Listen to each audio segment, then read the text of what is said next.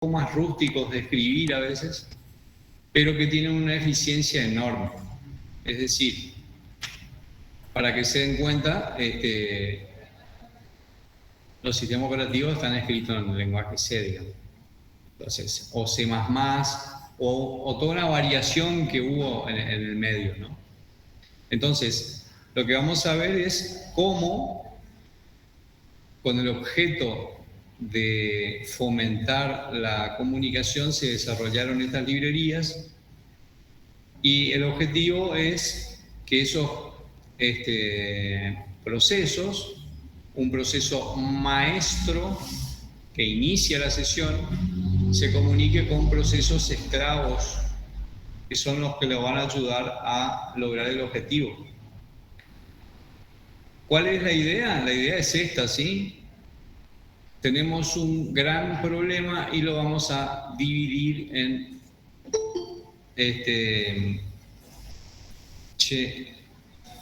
¿quién me ayuda ahí cuando golpean la puerta? A ver. ¿Quién presta más atención de todos ahí? Me levanta la mano, me dice yo. Buenas tardes. Federico. ¿Qué pasó, profe? Bueno, escuchá, te voy a poner ahí como co-organizador. Los que golpean ahí, atendele, que pasen, por favor, para así sigo con la clase. ¿Me das una mano? Bueno, profe. Bien. Entonces estábamos diciendo que el objetivo del paso de mensajes es justamente poder abordar un problema que aparece como grande, pero con esta estrategia de la división me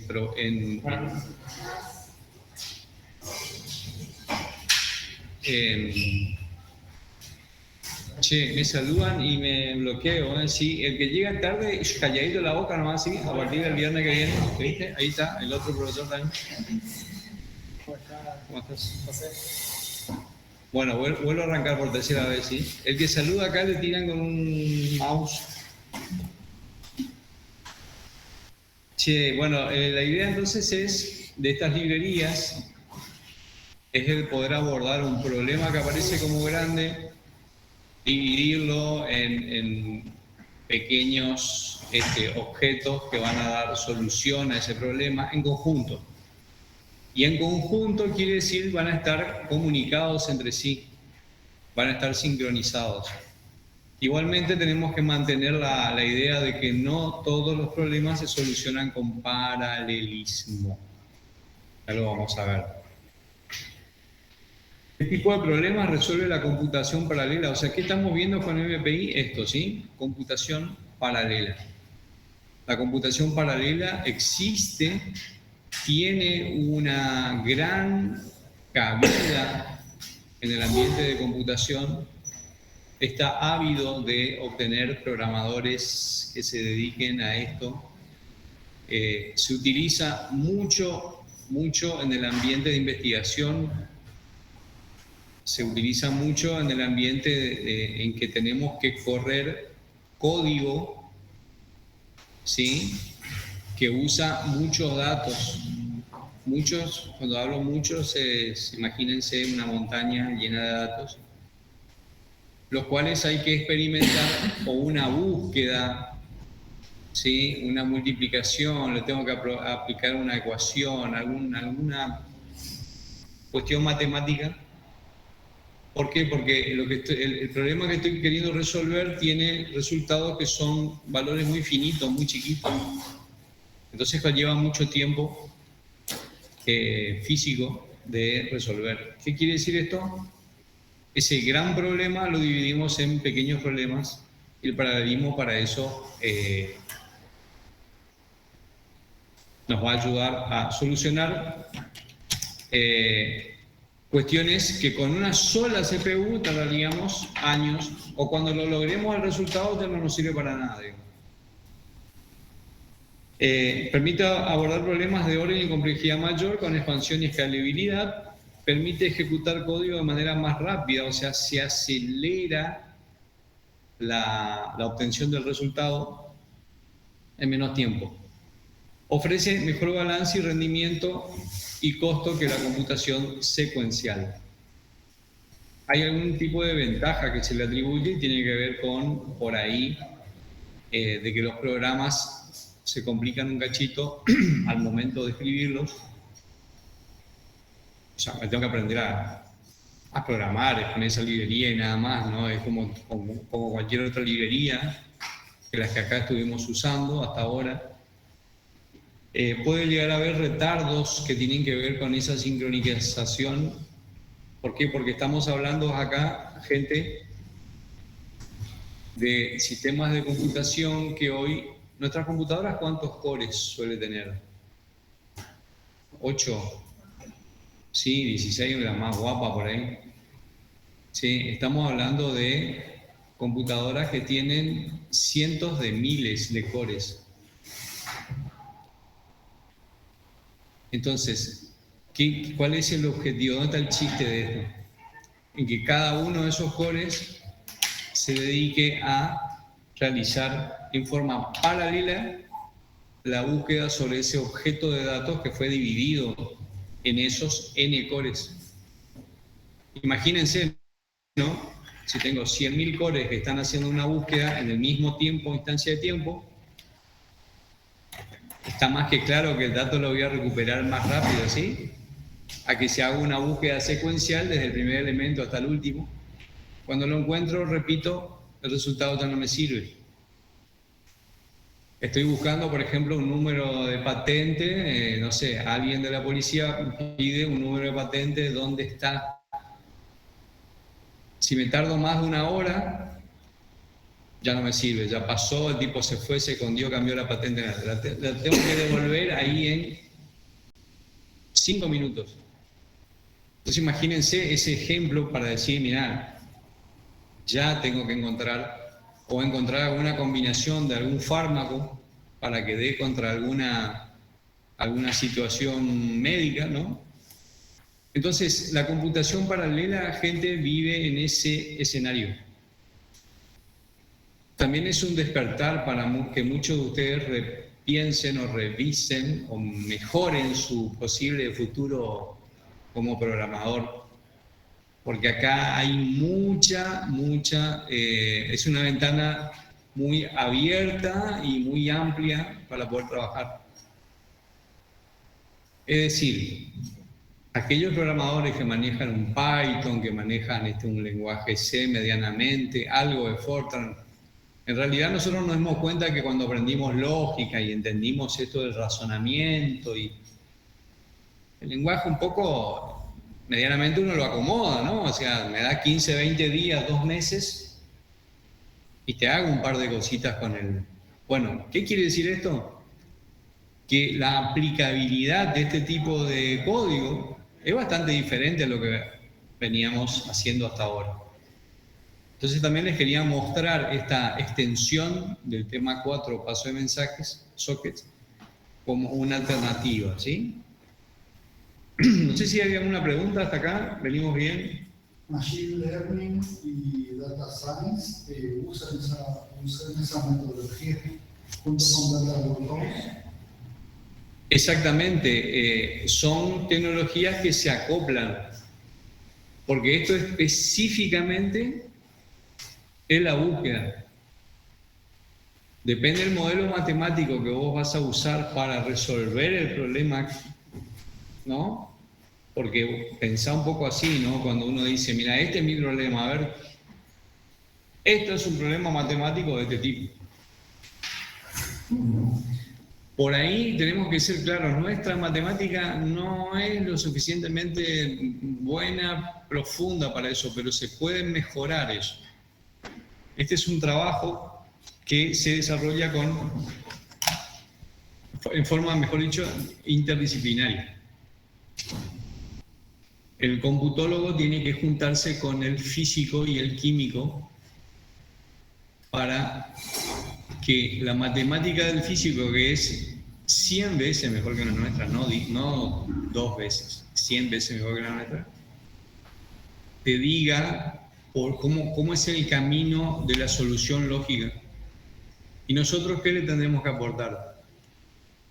El aspecto de programación, del cómo hacemos la lógica, el paso a paso, la documentación y después esto del test. Estas tecnologías que vos mencionás muy bien se incorporan al concepto de computación paralela. El paralelismo es una mecánica que se desarrolló con esta idea que estamos proporcionando ahora, ¿sí? Tenemos un concepto en la computación paralela que tiene que ver con la granularidad. La granularidad tiene que ver con el tamaño de cada tarea y de la independencia o no que pueda tener entre ellas. El paralelismo soluciona problemas que no tienen independencia de datos. No sé si se entiende lo que quiero decir. Es decir, todo el conjunto de datos se divide en n porciones y n es el número de procesadores, de cores que tengo. No tiene que haber dependencia de datos. ¿Qué quiere decir eso? Que cada tarea tiene que ser independiente del dato. El proceso que yo le voy a pegar a ese dato, no tengo que estar esperando el resultado de otra tarea para poder hacerlo o para poder concluir con el cálculo que estoy haciendo. Se da cuenta que mi cálculo tiene 4 partes, primera, segunda, tercera y la conclusión. No puedo sacar la conclusión porque la tarea 8 todavía no me pasa el sí o el no. Con esta aplicación bastante burda, disculpen, pero es un poco así, ¿no es cierto? Tenemos que entender que el mundo de la computación paralela pasa por ese lado. Yo tengo una montaña de datos a los cuales yo le tengo que extraer algo en un tiempo en que es pequeño, digamos. Esto tiene que ver también con sistemas climatológicos, por ejemplo, lo del estado del tiempo. Che, ¿llueve o no llueve dentro de una hora? Algún te va a decir, mira, llover va a llover, pero no sé bien cuándo y no me sirve, digamos. Imagínense las carreras de moto, de Fórmula 1, no sé si lo siguen por ahí cada tanto. Hay empresas que ponen ahí su dinero para que le digan si al momento de la largada, ¿qué rueda le pongo? ¿La de lluvia o la de súper dura o la mediana blanda? Bueno, ahí hay un proceso de datos meteórico y esto lo hace la computación paralela. Entonces, este concepto de la granularidad me da una idea, cuando yo analizo el problema que tengo que resolver, de cómo voy a cuantificar o cómo voy a armar mi estrategia resolutiva. Quizás yo pueda llegar a armar acá una estrategia de 3 tareas grandes, primera, segunda y tercera. ¿Por qué? Porque ya identifiqué que primero tengo que hacer una cosa. Segundo, tengo que hacer esto otro. Y tercero, sí, es la conclusión y presentación de los datos. El proceso grueso va por la tarea 2. Por ejemplo, esa sería una manera de abordar entonces el otro concepto es el de los hilos, ¿sí? Un proceso pesado padre puede convertirse en varios procesos livianos denominados hijos, ejecutados de manera concurrente. Cada uno de estos procesos livianos se conoce como hilo. ¿Sí? Esto en la computación también está previsto. Hay compiladores, quiero decir, que están... Los IDE que por ahí estamos usando hoy en día también tienen en cuenta este concepto de los hilos. Es decir, si vamos a usar todos los hilos disponibles dentro de un CPU, si uso un determinado compilador, el compilador se va a dar cuenta y puede distribuir la carga de la ejecución sobre hilos y no todo sobre un solo hilo maestro. Los hilos se comunican entre sí a través de la memoria global, ¿sí? La sincronización tiene que ver con conceptos para poder detener la mecánica de los hilos, ejecutar alguna instancia de sincronización y relanzar el sistema. El concepto de rendimiento me ayuda a entender qué tan paralelizable puede ser una tarea en función de los recursos. Se saca un simple cálculo, ¿no? En donde T es el tiempo que me demandó en forma secuencial y el valor de T sub P en función de N, N es la cantidad de recurso computacional que tengo.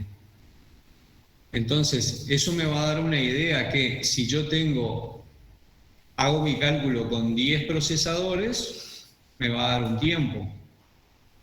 Si lo hago con 1000 procesadores, me va a dar solamente un 15% más. ¿Me siguen con la idea? ¿Qué quiere decir esto? Que malgasté recursos. Con 100 procesadores era suficiente. Y hoy en día, gente, esto yo lo menciono porque hoy yo enciendo un CPU que está apagado en un servidor. ¿Y por qué lo enciendo? ¿O por qué está apagado? Para no consumir energía, ¿sí o no? El mundo está girando en un contexto de un problema, digamos, de energía en todas las partes del mundo. Entonces, la tecnología de los fabricantes, digamos, de equipos, llegaron a este nivel, a que yo pueda apagar un CPU mientras no lo use. Yo puedo apagar hoy un banco de memorias que tiene, no sé, 512 gigas, lo puedo apagar mientras no se use. Lo puedo mandar a encender con un arranque, arranca y empieza a trabajar. Entonces, esto tiene que ver con el speed up. El speed up es la necesaria ecuación que vamos a armar para darnos cuenta de qué recurso voy a usar de todo el sistema. Esto es muy importante porque acuérdense que si yo uso o contrato esos recursos en Azure o en Google, pagué por 1000 procesadores y con 100 yo resolvía el problema. Esto es parte de nuestro cálculo inicial. Cuando yo desarrollo la idea del programa, tengo que tener una idea de magnitud de cómo voy a acelerar el proceso en función de los recursos. Y más o menos, esto no es tan exacto, ¿no? Pero más o menos, pero no es lo mismo decir 1000 que decir 100. Entonces, si 100 no me gusta, y listo, vamos a hacerlo con 120, y ahí me voy a dar cuenta después en la curva que hay una partecita que no ocupó todo el recurso. ¿Eso qué quiere decir? Está mal distribuido. Las arquitecturas para el procesamiento paralelo, memoria compartida, ¿sí? Esta primera de acá a la derecha. Es decir, todos los CPUs van y usan la misma porción de memoria. Tenemos del tipo acceso a memoria uniforme o UMA, llamada UMA, o acceso a memoria no uniforme, que sería esta segunda que está acá. El modelo de memoria distribuida, ¿qué quiere decir? Tengo una granja de servidores. Es decir, estos servidores están conectados a una red de alta velocidad. Estos servidores tienen memoria y tienen CPU propios agrupados en clusters. Los clusters son, el término es agrupamiento justamente. ¿Cómo agrupamos hosts? Agrupamos hosts que tienen la misma tecnología. Por ejemplo, el año pasado compré host, hace 3 años compré otro host. Cada 3 años va cambiando un poquito la velocidad, la memoria caché, etc. Los clusters los armo en función a que todos sean medianamente igual. Entonces, puedo tener varios clusters organizados en mi sistema a los efectos de que mantengan este concepto de la uniformidad. Me quiero adelantar, el otro lo pueden seguir leyendo. ¿Cómo es la estructura de un programa que se ejecuta o va a usar librerías MPI. Es muy simple, ¿sí? Hay una parte de la declaración de los include. ¿Qué serían los include? La reutilización de software, ¿no? O sea, hay una parte de eso que ya está escrita. Lo único que tengo que hacer es pedir que lo levante. No descubro nada nuevo con esto, ¿no? Los include, sabemos, siempre van allá arriba, al principio. Hay una parte de inicialización de las variables globales. Acá tenemos que entender este concepto de... Eso lo vimos en programación orientada a objetos, ¿no? Es decir, yo tengo... cuando hablo de métodos, tengo declaración de variables que lo puedo usar solamente en ese método, no la puedo usar después en otro. Pero también tengo, ¿qué cosa? Declaración de variables globales. Es decir, las puedo llegar a usar después en cualquiera de los... Va a la ejecución del código maestro y el código esclavo, ya lo vamos a ver cómo es. Y el otro paso importante es el cierre, ¿no? El MP Finalize es el que me cierra todos los recursos que están abiertos y los libera. ¿Se ve algo ahí, che? A ver. ¿Está un poquito mejor? Entonces, un programa escrito en C en C no hay problemas acá con la indentación, ¿no? Esto de la izquierda y la tabulación, no hay tanto lío. Esto es simplemente para una mejor lectura, así que uno hace. Tratamos siempre, fíjense acá, de cerrar, ¿no es cierto?, las llaves, los corchetes, de una manera de poder orientarnos en la lectura visual. Sí, en el lenguaje Fortran hay un lío ahí con algunas columnas que hay que respetar. No vamos a entrar con Fortran, vamos a trabajar exclusivamente con algunos programas en lenguaje C. Ustedes tienen compu acá y los que están afuera también, ¿sí? No sé si se bajaron el archivo que está ahí en el aula virtual, ¿sí? Acá, IP versión 6, tema 5.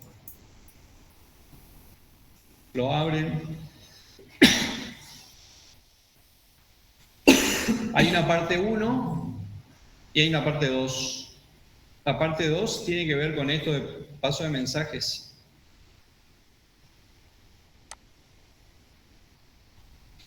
¿Estamos ahí? Desde la PC anfitrión, ustedes tienen todos ahí instalados sus PuTTY, ¿sí? Abro el PuTTY y tengo que conectar con esta IP 192.168.200.239. Me va a pedir un usuario. ¿Qué pongo como usuario?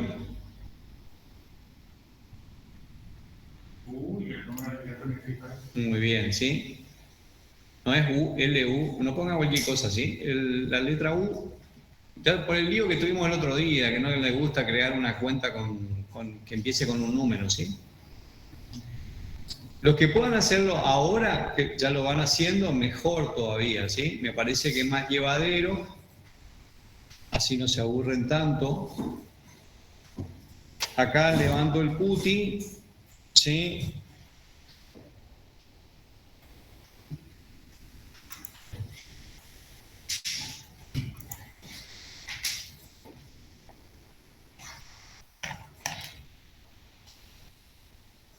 Yo voy a usar el mío.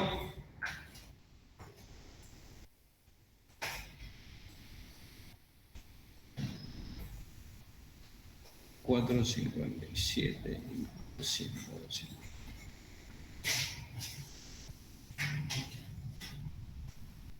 Hola, Santiago. ¿Cómo andás?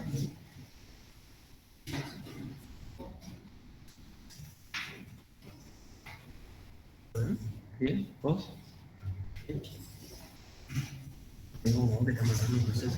Sí, estoy iluminado. Yo con un Quilmen o 9, yo te digo córranse, ¿eh? Bueno, ahí entró uno. ¿Ustedes quién es el que entró?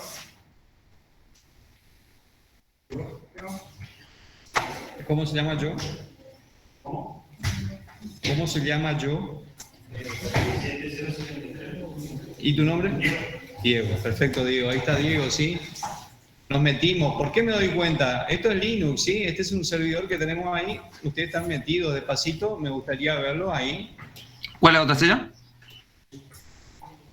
La que hice en el trabajo práctico. ¿Lo bajaste? Ese es el último, ¿no? Sí. Está acá, mira. Tema 5 figura direccionamiento IP versión 4 y versión 6. Lo que pasa es que tiene dos partes, ¿sí?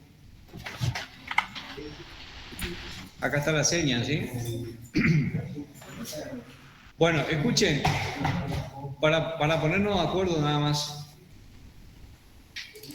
Lo que tenemos que analizar acá son estos ejemplos. A mí me gustaría que ustedes interactúen con el sistema, lean, traten de hacer esto y vamos a leer el contenido de estos.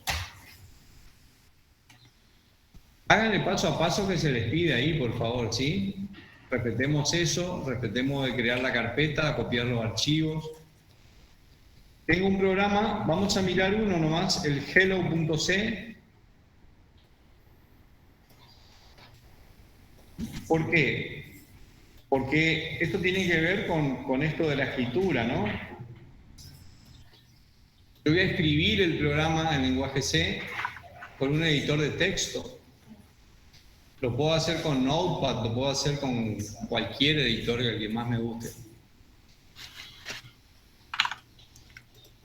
Y después lo voy a compilar. ¿Qué quiere decir compilar un programa? Pasarlo del lenguaje fuente a lenguaje de máquina. ¿Para qué? Para poder ejecutarlo a nivel máquina. Muy bien. Después de ejecutarlo, ¿sí? Ahí lo tenemos a la compilación. De cualquier manera, acá en el paso a paso del archivo, ahí lo tienen, ¿sí? ¿Cómo se compila?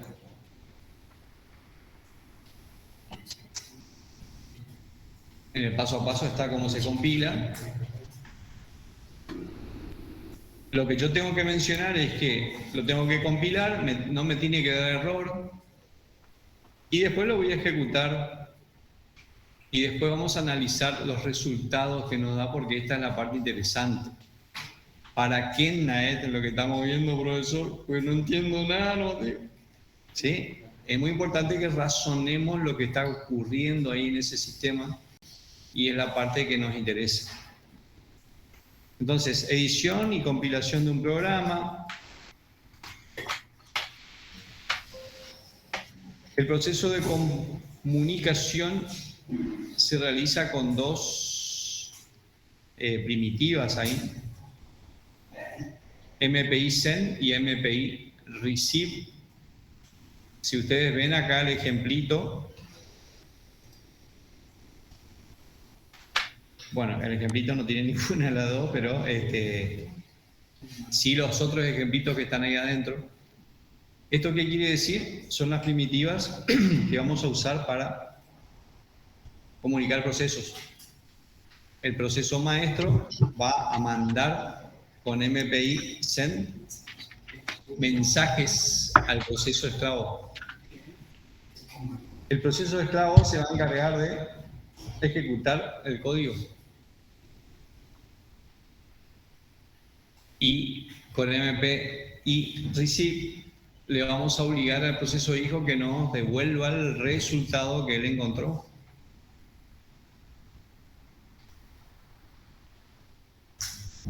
Ahí está. Ya les voy a subir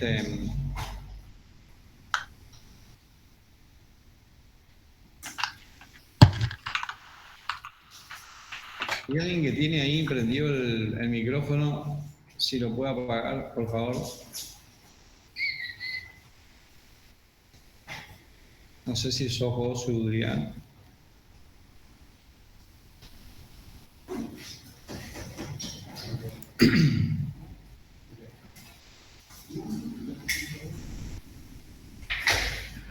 Bueno, ¿Quién pudo copiar los archivos, por lo menos?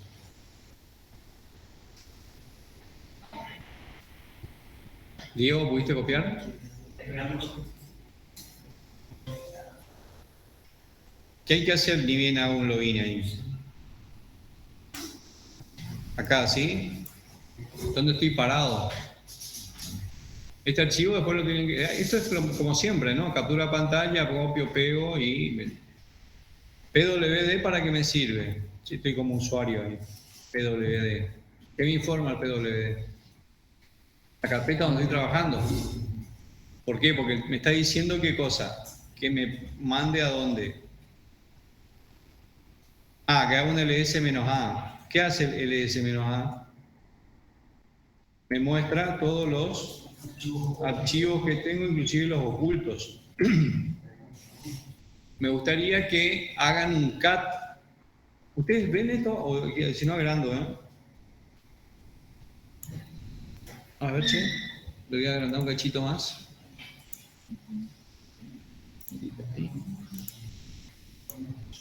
Ahí está mejor, ¿o no? Cat, el punto, así miren, cat.patch.rc. ¿Qué tiene ese archivo? Tiene declaración de variables que se hacen en forma automática cada vez que yo inicio sesión. Por ejemplo, estas dos, export. ¿Cómo se declaran variables en un Linux? Variables de ambiente. Pregunta de parcial, segundo parcial. Se declaran con la sentencia export. ¿Para qué yo declaro una variable como pat? Para poder encontrar los programas de forma rápida. ¿Dónde se declara el pat en Windows?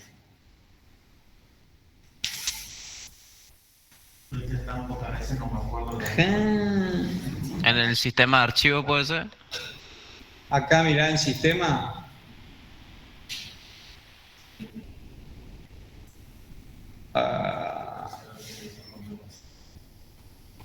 Avanzada el sistema ahí a la derecha.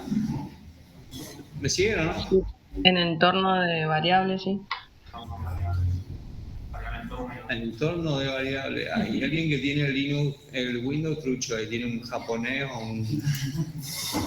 Ahí lo ven o no. O sea, ¿por qué yo escribo acá? ¿Por qué yo escribo acá Word y me aparece el Word? ¿Por qué?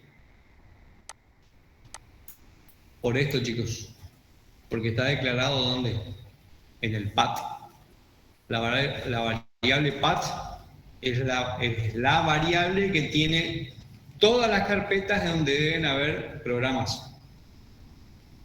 ¿Por qué Windows las encuentra ahí al toque? Porque va y hace una búsqueda de toda esa carpeta y no busca en otro lado, busca en esa carpeta. ¿Sí? El curso de Windows y Linux que es gratis, si no le vamos a cobrar eso. Las variables de entorno, entonces sí, variables de entorno en un Windows se declaran en una parte y las variables de Linux también se declaran.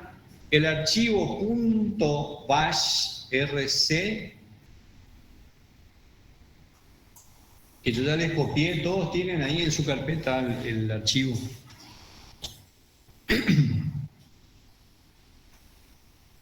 Entonces, acá yo les copié a propósito, ¿sí? Una carpeta que se llama /opt/ompi-bin. Fíjense, yo voy a correr acá un programa que se llama Witch en Linux. ¿Qué hace el programa Witch? Me dice, si existe un programa que se llama MPICC, ¿dónde está? Ven ahí que me lo responden, me dice, mirá, vos tenés un MPI-CC que se encuentra ¿dónde? En /opt/ompi/bin, muy bien. La pregunta es, ¿cómo yo llegué automáticamente hasta eso? Por esto, profe, me tienen que contestar de manera parcial.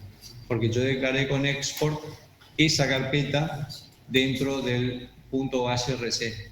Por eso lo encuentro automáticamente.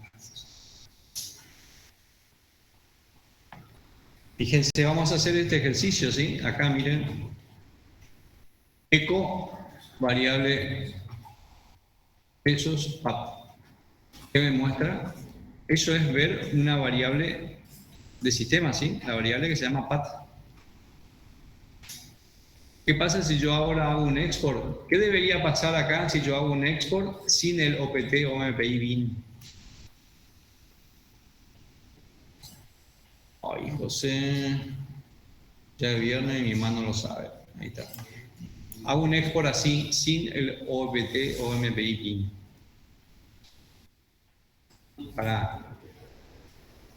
¿Qué es? Export, chicos, perdón, acá es export path igual, ¿sí? Así declaro una variable. La volví a declarar a la variable path. Y ahora hago de vuelta un which MPICC. ¿Qué me dice el sistema? No encuentro ningún MPICC, tampoco encuentro ningún MPISEC. Quiero que veamos esto así de esta forma para que nos demos cuenta de lo que estamos haciendo, ¿sí? ¿Por qué entonces tengo un punto bash RC?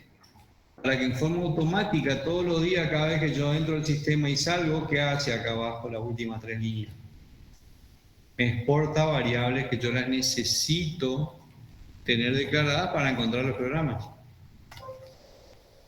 ¿Cómo ejecuto si yo hice alguna modificación? Muy simple, source.hrc y ahora hago de vuelta un mpicc --version y ahí volví a tener contacto con mi programa, ¿sí? Fácil, ¿no? ¿Los que están afuera, alguna pregunta? ¿Venimos bien? O sea, el MPICC, el MPI-ESEC, ¿sí? O el MPI RAN. Yo tengo que tener acceso para poder ejecutarlo, ¿sí? Esos programas son parte de las librerías MPI. El MPICC es el compilador que me compila el archivo C en un ejecutable. Bien. ¿Qué teníamos que hacer después de eso? Crear la carpeta MPI, ¿no es cierto? Meternos dentro de esa carpeta y ahí copiar los archivos que están en este origen. ¿Cómo copio? A ver que alguien me dicta ahí. ¿Cómo copio? CP menos El R. nombre de la zona. Muy bien. Home, admin, decía, MPI, ¿no es cierto? ¿Y ahora qué? La dirección donde va a estar, que es home. ¿Puede ser? Muy bien, Sergio. Yo no estoy pidiendo todos, no se confundan. Ahí el profesor Rodrigo le saca la mitad del punto. Le aviso, no me copien todo. Estoy pidiendo asterisco.c nada más. Y si lo dejo acá sin nada, ¿dónde lo va a copiar así derecho viejo? En el lugar donde estoy parado. ¿Por qué dice acá el ejercicio primero? Fíjense dónde estamos. Esto se llama organización del trabajo, ¿sí? O sea, me voy a localizar en esta carpeta primero y ahí lo voy a copiar. Esa un poquito es la idea del trabajo, ¿sí? Me meto dentro del MPI, ¿sí? Acá están los archivos que hay que copiar, ¿sí?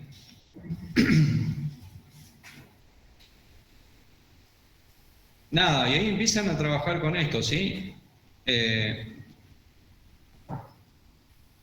archivo este MPI yo se los voy a pasar, el que está acá.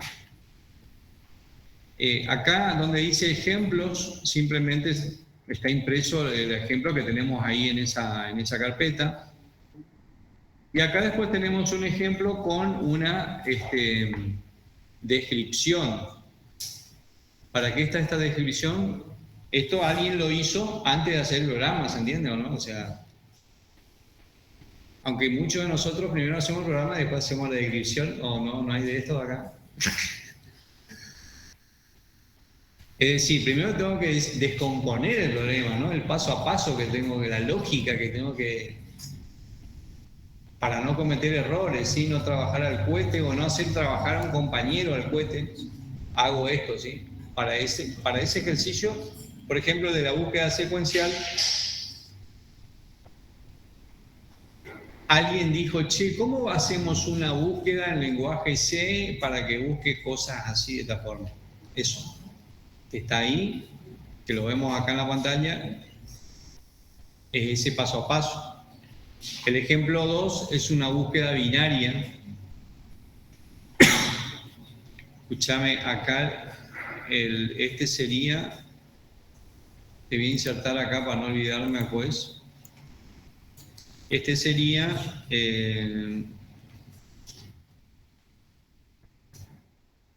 cat search bin, por ejemplo, .c. Todo ese lío que está ahí.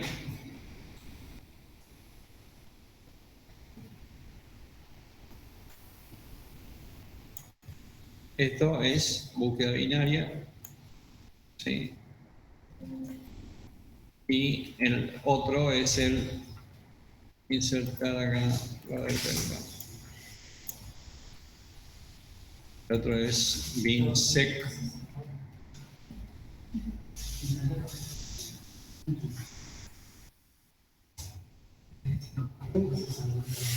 Ok.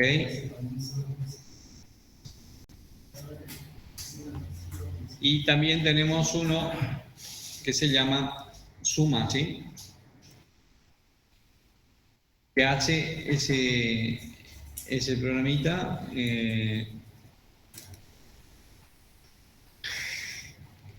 genera subprocesos, cada proceso define un vector y suma los valores que tiene ese vector y devuelve el resultado. Es simplemente para entender acá la mecánica, ¿sí? De cómo...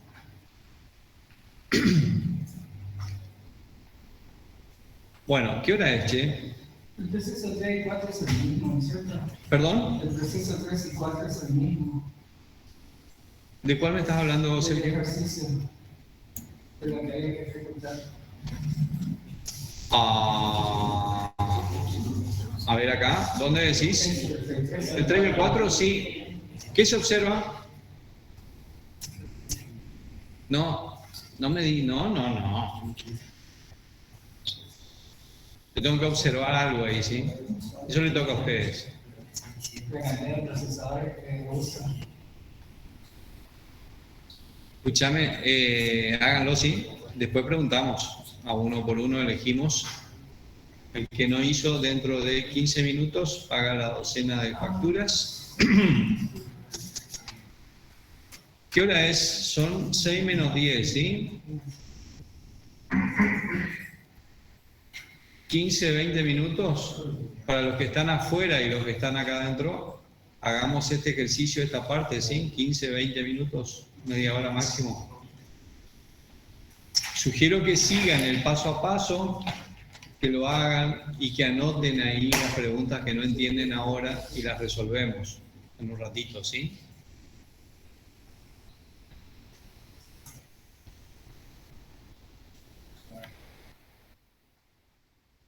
Mira.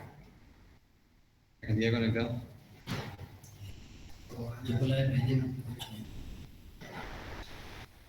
Acá tenemos uno de la VPN. Qué lindo esto.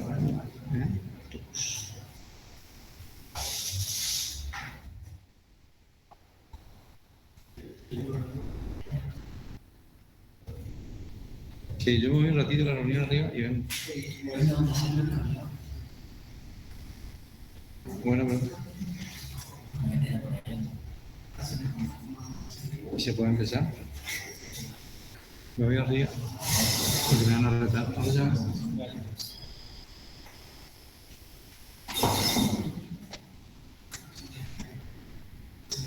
Que